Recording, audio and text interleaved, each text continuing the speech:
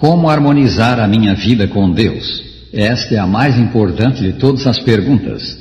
Sabemos que não somos o que devíamos ser. Lá bem no fundo de nosso coração há uma noção do certo e do errado que Deus dá a cada indivíduo. E à luz dessa noção, muito clara e forte nos que conhecem as Escrituras, a consciência nos diz frequentemente: isso não está certo. O que fizeste é ofensivo ao Deus santo e justo que está no céu.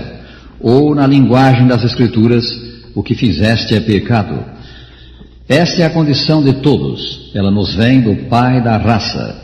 Quando Adão pecou, desenvolveu-se nele uma natureza contrária a Deus, inimiga da justiça e retidão. Essa natureza, escrava do pecado, passou a todos os homens e leva todos a pecar.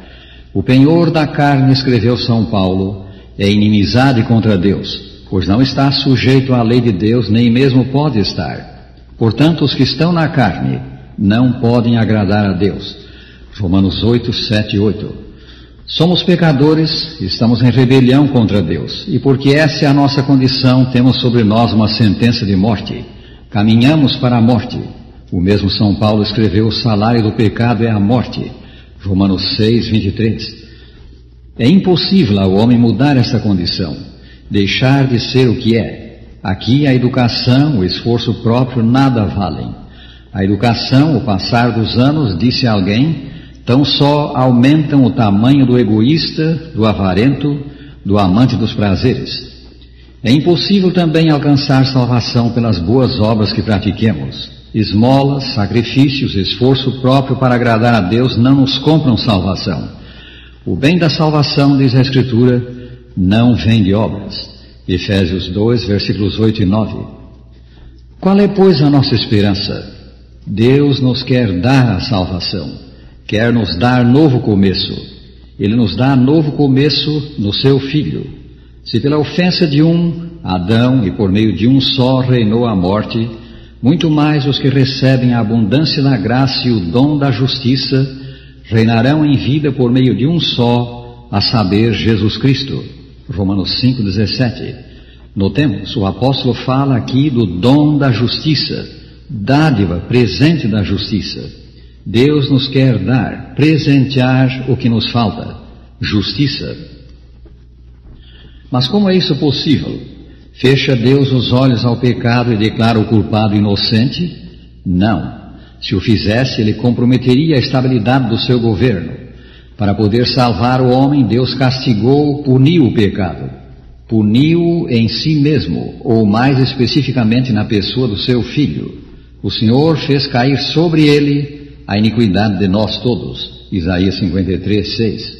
Cristo assumiu a nossa culpa. O inocente se fez culpado e recebeu o castigo que era nosso, mas ele foi traspassado pelas nossas transgressões e moído pelas nossas iniquidades. O castigo que nos traz a paz estava sobre ele, e pelas suas pisaduras fomos sarados. Isaías 53, 5.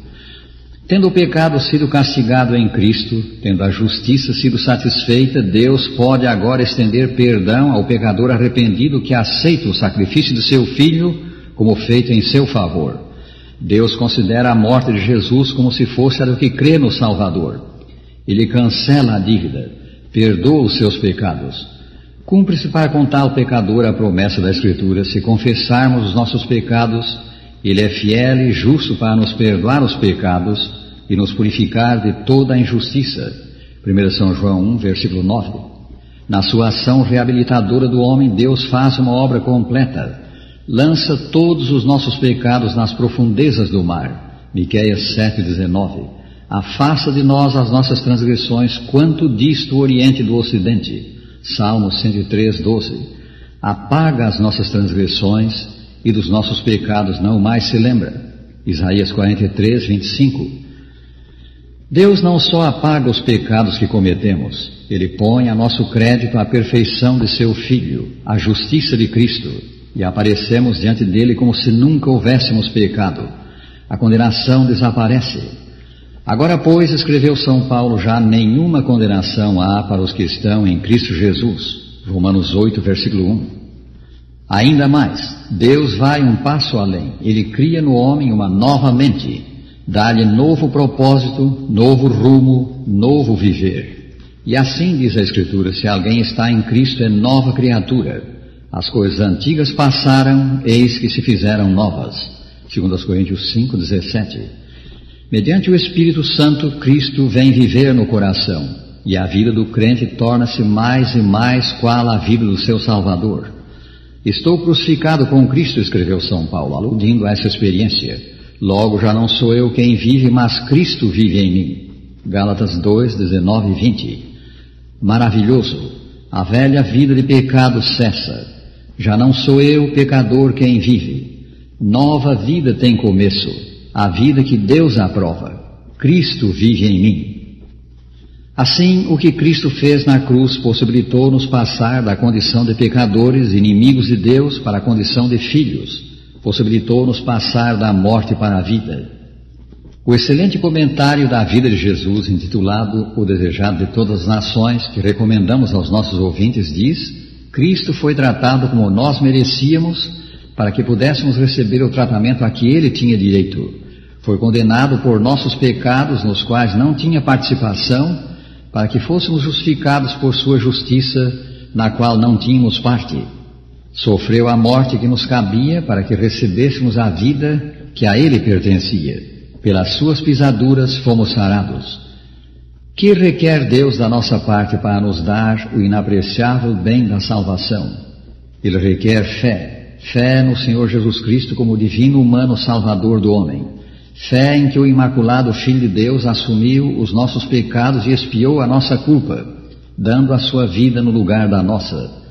Esta é a segurança que nos dão as Escrituras, porque Deus amou ao mundo de tal maneira que deu o seu Filho unigênito, para que todo o que nele crê não pereça, mas tenha a vida eterna.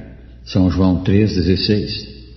Quão admirável, meus amigos, para nos dar o maior dos bens, perdão, salvação, vida eterna. Deus não exige pagamento, sacrifício, boas obras. Ele pede fé, pede o que todos podem dar. Não que a fé tenha em si mesmo virtude salvadora. Jesus Cristo é quem salva, mas a fé se apropria dos seus méritos. Nas Escrituras, a justiça de Cristo, ou o bem da salvação, de uma nova vida, é comparada a uma pérola de grande valor. Para possuí-la, devemos preferir Cristo a tudo mais, sobrepô-lo a tudo mais. São dele mesmo as palavras: o reino dos céus é também semelhante a um que negocia e procura boas pérolas, e tendo achado uma pérola de grande valor, vendeu tudo o que possuía e a comprou. São Mateus 13, 45 e 46. Embora a salvação não possa ser comprada, pois, como vimos, é dádiva de Deus alcançada pela fé, não obstante ela custa tudo o que o homem tem, tudo o que ele tem de mal. Para obtê-la, devemos abrir mão de tudo o que nos impede de receber Cristo. Como fez São Paulo, que disse: mas o que para mim era lucro, a sua privilegiada posição no judaísmo, isto considerei perda por causa de Cristo. Sim, deveras considero tudo como perda, por causa da sublimidade do conhecimento de Cristo Jesus, meu Senhor, por amor do qual perdi todas as coisas e as considero como refúgio, para ganhar a Cristo e ser achado nele, não tendo justiça própria que procede da lei, senão a que é mediante a fé em Cristo, a justiça que procede de Deus baseada na fé. Filipenses 3, 7 a 9. Amigo, quanto estás disposto a renunciar por Cristo? Renuncia tudo, e terás os infinitos bens do céu. Terás perdão e justificação e vida eterna. Deus te conceda dizer com o nosso cantor: prefiro Jesus aos bens do mundo.